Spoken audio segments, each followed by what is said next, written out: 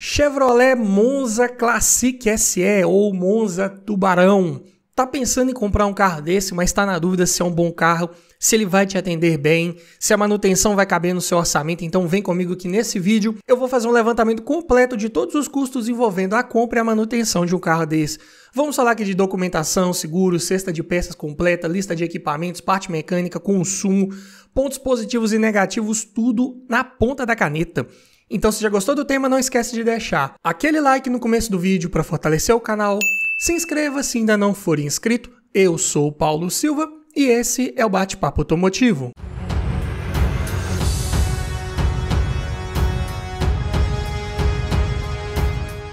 E o Chevrolet Monza aqui em análise, mais especificamente, como eu disse, na versão Classic SE, motor 2.0, 8 válvulas, gasolina, câmbio manual, 4 portas, ano 1993, versão top de linha do Monza nesse ano modelo. E vamos falar aqui dos custos envolvendo a compra de um carro desse. Todos os preços que eu disser nesse vídeo foram cotados em abril de 2023. Começando aqui pelo valor da tabela FIPE, que está cotado em R$ 12.015. E eu sei que, dependendo do estado de conservação, um carro desse pode estar sendo aí anunciado bem acima desse valor aí da tabela FIPE. Mas aqui eu estou falando de um carro do uso diário, que foi bem cuidado, com as manutenções em dia, em ordem, sem pendências de documentação aí, mas que pode sim ter algumas marcas ali do uso, do tempo, algum detalhezinho estético para fazer, nada de grave, nada de estrutural, tá? Claro que tem anúncios aí na internet de um carro desse bem cuidado, baixíssima quilometragem de 50, 60, 70 mil reais, mas vamos pegar aqui um pouco mais da realidade de um carro aí do uso diário. E uma vez adquirindo um carro desse, você vai precisar fazer a transferência de propriedade dele para o seu nome. E a taxa de transferência esse ano fica em R$ 246,81, assim como também vai precisar colocar as placas Mercosul se estiver adquirindo esse carro de um outro município e ele já não vier com as placas instaladas. Em média, aqui na minha região é cobrado em torno de R$ 300. Então, já no ato da compra, considerando aqui o valor de tabela FIPE, é um carro que vai te custar R$ 12.561,81 para você já ter na sua garagem com toda a parte burocrática resolvida e esse veículo já no seu nome. Mas vamos falar agora de documentação, começando aqui pelo IPVA. E sim, aqui em Minas Gerais, um carro nesse ano modelo ainda paga IPVA.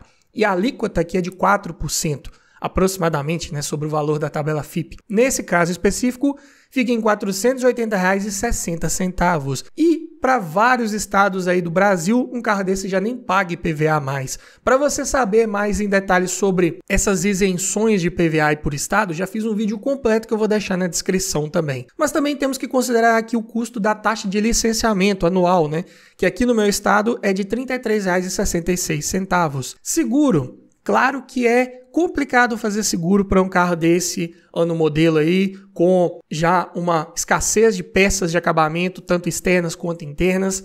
Talvez numa modalidade mais convencional seja realmente difícil você conseguir. O mais fácil talvez seria tentar uma modalidade aí de cooperativa. Se for o caso e você conseguir, em média, aqui na minha região é cobrado em torno de R$ 120 por mês, o que dá R$ 1.440 por ano. E falando agora aqui de inflação, né? Considerando aí os últimos 3 anos, vamos pegar o valor dele de tabela cotado há exatos 3 anos atrás, ou seja, em abril de 2020. Na época, esse carro estava avaliado em R$ 7.369. Diminuindo do valor de tabela atual e dividindo por 3, ele teve uma inflação média por ano nos últimos 3 anos de R$ 1.548,67, o que dá incríveis 21,2% em média por ano. Dentro desses 3 anos aí de inflação dos veículos, né, um carro igual a esse teve mais de 60% de alta no seu preço. Então, foi um carro muito valorizado, né, entre aspas, até bem procurado, quando se encontrava aí em bom estado de conservação. É um carro que hoje está bem mais caro do que há 3 anos atrás. Mas vamos somar aqui só o que de fato vai sair do seu bolso todo ano, que é IPVA, se você é de Minas ou Pernambuco, licenciamento e um possível seguro que você queira fazer para esse carro. Sendo assim, vai dar um total anual de R$ 1.954,26, o que dá por mês R$ 162,86.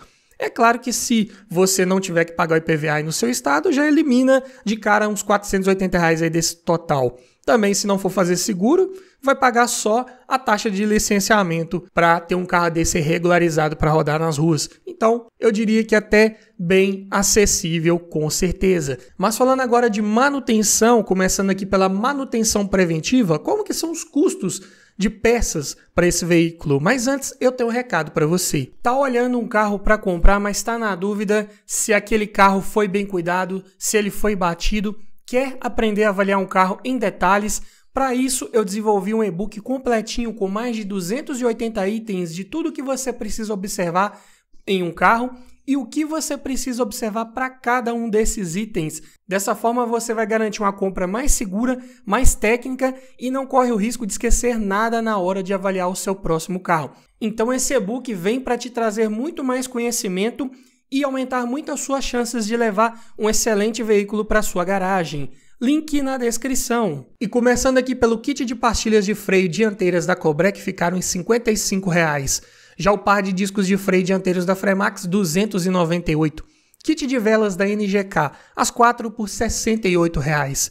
Já os pneus medidas 185/6514, encontrei os Continental Power Contact 2 por R$ 1.596. Óleo de motor. Na época, a Chevrolet especificava o 15W40, 20W40 ou 20W50.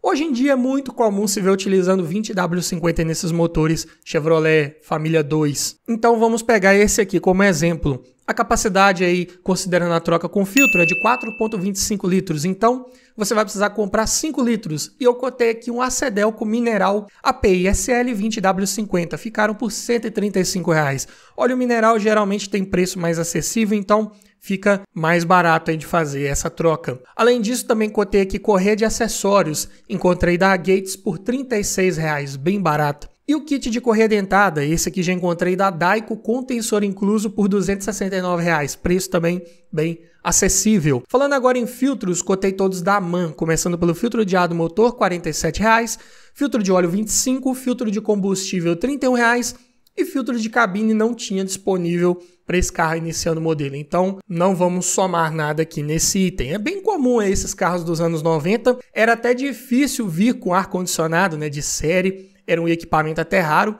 Então, filtro de cabine nem se fala. Só foi ter isso aí como padrão bem depois. Falando agora em amortecedores, encontrei os 4 aqui da Monro, o modelo Monromatic Plus. Não são pressurizados a gás, apenas a óleo. Ficaram por R$ 774,00. Preço, eu diria, bem acessíveis se tratando de um sedã médio de época. E aqui não estão inclusos kits de batentes, coxinhos, coifas, nada disso. Aqui é o preço só dos amortecedores. E como estamos falando aqui da versão com câmbio manual, não vamos falar da troca do fluido de transmissão. Sendo assim, somando aqui a cesta de peças de trocas periódicas preventivas de um carro desse, fica por R$ 3.334,00. Eu diria bem acessível. E é claro que você não vai trocar tudo isso de uma vez, ainda mais se você pegar um carro de boa procedência, bem cuidado, que você fizer uma boa avaliação nele aí antes de comprar, talvez vai trocar ali um óleo, um filtro, uma correia dentada ali de cara, talvez os pneus dá para esperar um pouco, pastilhas, discos e outras peças, você vai trocando ao longo do tempo. Esse é um custo que vai sendo diluído ao longo do tempo. E é claro que não é só isso que se troca em um carro, ainda mais dessa idade, né? Um carro que já pode dar uma manutenção corretiva um pouco mais frequente. E eu vou falar de peças de trocas corretivas um pouco mais à frente nesse vídeo, então fique ligado até o final. Mas vamos falar agora de abastecimento, começando aqui pelo custo do tanque cheio. É um motor apenas a gasolina e a gasolina aqui na minha região está numa média de 5,19 o litro. E esse carro tem um tanque de 57 litros, então fica em R$ 295,83 para enchê-lo. E como que eu consumo, falando aqui em dados oficiais? É um carro que faz na cidade 7,9 km por litro, na estrada 13,4. Eu diria que são números até condizentes aí com a realidade de um veículo desse. Na prática, você consegue números assim, claro, né, dependendo da sua forma de guiar, do trânsito e do trajeto que você pegar. Mas para um 2.0 de época, eu digo que está até muito bom. Ainda falando em dados oficiais, agora na parte de autonomia, com tanque cheio na cidade, esse carro pode rodar 450 km. Já na estrada, 764 km. Consumo na estrada ele é até bem satisfatório, tanque de capacidade mediana, então a autonomia fica bem favorecida. Mas falando agora aqui em lista de equipamentos, versão Classic SE, top de linha para esse ano o modelo aí do Monza, já vinha de série com direção hidráulica com ajuste de altura da coluna, vidro elétrico nas 4 portas, travas e retrovisores elétricos, alarme, só que aqui o alarme ele era um pouco diferente do que a gente está acostumado hoje. Ele era apenas um alarme perimétrico, ou seja, só em caso ali de arrombar uma porta, que acionar ali aquele pino da porta, né, aquele pino que acende a luz do teto, é que iria disparar o alarme. E também para acionar é diferente, não tinha um controle remoto com os botões igual a gente está acostumado também. Era um imãzinho que vinha ali no chaveiro que você passava ali perto do para-brisas. Ali no para-brisas tinha um sensor magnético que, ao você passar aquele imã ali do chaveiro, acionava ou desacionava o alarme. Era até bem tecnológico para a época. Além disso, nessa versão Classic SE já vem com rodas de liga leve. Aqui são as 5 rodas de liga leve, né? As 4, mais a do step lá, que era de mesmo desenho. Então, muito bom, um requinte a mais aí em carros dessa época. Além de ar-condicionado, computador de bordo, faróis e lanternas de neblina, além do farol de milha, né? Ou longo alcance, porque, para quem não sabe, farol de neblina e milha é diferente. O de neblina é aquele que vem embaixo ali no para-choque para você utilizar em condições aí de baixa visibilidade, no nevoeiro ou em chuvas mais fortes. Ele ilumina só uma região bem próxima ali do carro e mais baixa. Justamente quando você passar por uma serração mais densa à noite, ele conseguir iluminar melhor ali o asfalto. E o farol de milha, que vinha ali acoplado no conjunto dos faróis principais na parte interna, é um farol de longo alcance, que só funciona junto com o farol alto. Ele ilumina mais distante do que o farol alto ainda. Então ele é para condições apenas que não tiver vindo veículo nenhum em sentido contrário. Tanto é que quando você apagar o farol alto, o milha desliga automaticamente aí de fábrica. Então, bem interessante. Além disso, os faróis baixos contavam com ajuste elétrico de altura e na parte interna contava com luzes de leitura tanto dianteiras quanto traseiras, ali de teto, e encosto de cabeça só para quem vai nas laterais ali do banco traseiro. E ainda tinha os opcionais de cinto de 3 pontos para quem vai nas laterais do banco traseiro, isso aí era bem comum também de ser opcional nos anos 90, além do exclusivo painel digital que era um show à parte aí da Chevrolet nessa época, geralmente vinha aí nas versões top de linha, né, de Monza, Cadete, né, o Cadete GSI, os Ômega também top de linha vinham com esse painel. A grafia mudava um pouco de um veículo para o outro, mas era um quadro de instrumentos bem mais bonito, bem tecnológico para a época. Aqui no Monza em específico ainda tinha ali as informações extras, né, de econômetro e voltímetro. Além disso, também como opcional, esse carro podia vir equipado com sistema de freios ABS, 4 portas, que também era um opcional, nessa época ainda tinha muito carro saindo com carroceria 2 portas, e o câmbio automático de 3 velocidades, que também vinha no Cadete. Hoje em dia é complicado você pegar um carro desse com câmbio automático, é difícil encontrar um aí que tenha passado por todas as revisões periódicas preventivas aí no tempo correto, então eu digo que vale mais a pena encontrar um desse aí com câmbio manual. Mas é um carro que vinha muito completinho, muito bem equipado aí para sua época e comparado com seus concorrentes. E no sistema de som, claro, né, anos 90 não podia faltar aí um toca-fitas, que nesse caso aqui já vinha de série na versão Classic SE, muito bom. Mas falando agora aqui em conjunto mecânico, aqui nessa versão específica, né, Classic SE 93, já vinha com o GM Família 2 2.0, de comando simples no cabeçote acionado por correia dentada, injeção eletrônica de 4 bicos, né, a famosa MPFI, bem cobiçada na época, que resolvia vários problemas crônicos das injeções ali monoponto, né, as famosas EFI. Era um sistema que mais confiável, digital, mais eficiente um pouco comparado com as monoponto. E nesse caso aqui em específico estamos falando da versão a gasolina, né? Porque também tinha opção de motor a etanol apenas. Mas aqui nesse a gasolina a potência é de 121 cavalos a 5.400 RPM e torque de 17,7 kgfm a 3.000 RPM. Números muito bons para a época. E para um carro que pesava seus 1.129 kg, a relação de peso-potência ficou em 9,3 kg por cavalo. E o 0 a 100 em 10,9 segundos. Desempenho aqui mais do que suficiente para te proporcionar ultrapassagens e retomadas de velocidade aí com tranquilidade, com segurança. Câmbio manual de 5 marchas, os engates eram até justos, até bem precisos para a época. Ali só tinha o detalhe da marcha ré, né, que você tinha que levantar o anelzinho ali embaixo do pomo da alavanca e jogar ali na primeira.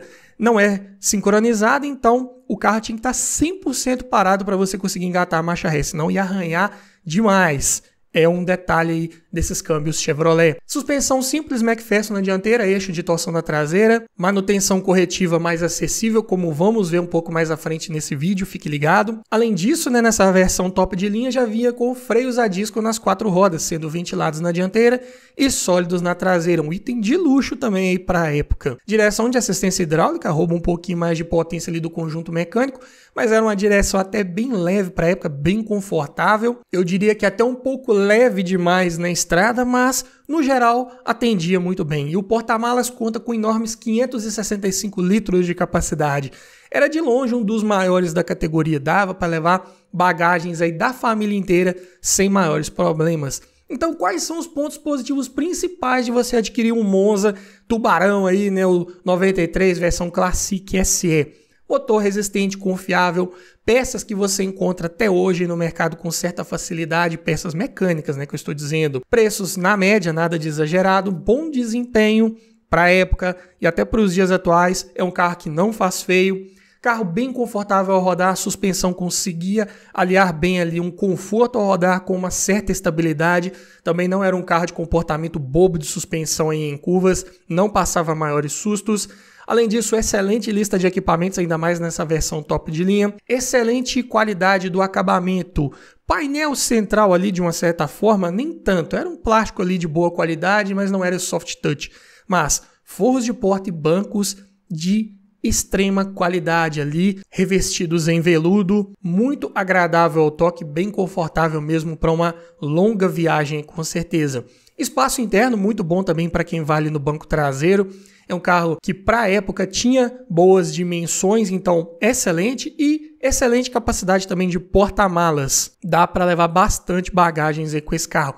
Mas é claro que nem tudo são flores, né? Como principais pontos de atenção de você pegar um Monza desse, tem o consumo de combustível, que ele pode ser um pouco mais elevado, dependendo da sua forma de guiar. É um carro baixo em relação ao solo, né? Como todo bom Chevrolet aí de época e até bem mais novos, de várias categorias. É dessa forma, raspa o fundo ali com facilidade, não é dos mais indicados aí para estradas de terra principalmente.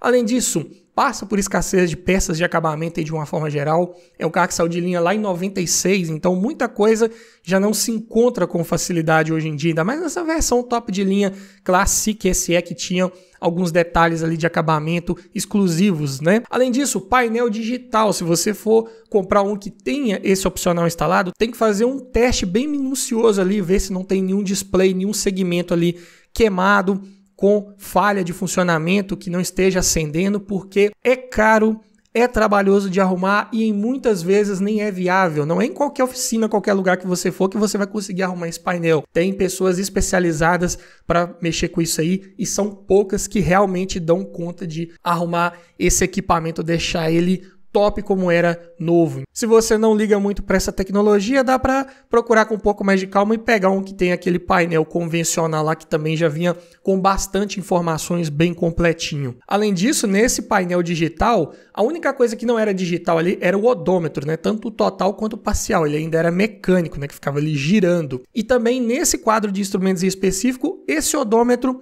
tem mais relatos aí de quebrar, de travar. Então é algo que também você tem que fazer um test drive e ver se o odômetro desse carro está girando. Além disso, eu digo que o principal problema aqui é você conseguir encontrar um Monza desse, com todos esses equipamentos, tudo funcionando direitinho, bem cuidado, manutenções em ordem e por um preço minimamente razoável.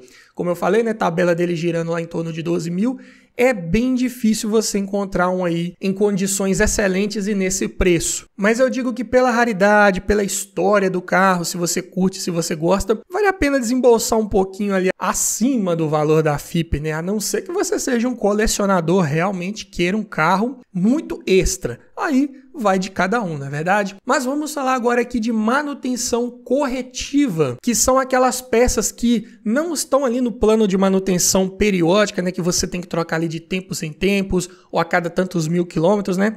São peças que dão um sinal ali de problema, você identifica e vai lá e vai trocando à medida que elas vão dando defeito, né? Então, começando aqui pelo kit de embreagem desse carro, encontrei aqui da Look por R$ 533 reais. E aqui já é o kit com disco, platô e rolamento incluso. Então, preço até bem razoável. Caixa de direção, muito difícil você encontrar hoje aí nova. Lembra que eu falei de escassez de peças?